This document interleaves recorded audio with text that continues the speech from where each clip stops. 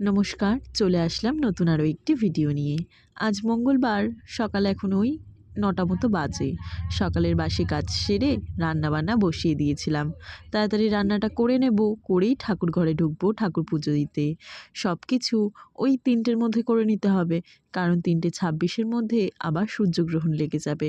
সূর্যগ্রহণটা আমাদের এখানে নয়, আমেরিকার দিকেই দেখা যাবে।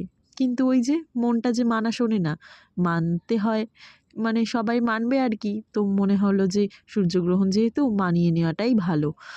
তো যাই হোক, ডিম ভাজবো আর ডাল করব। ডালের মধ্যে একটু আলুও দিয়ে দিয়েছি, পেঁয়াজের ডাল করব।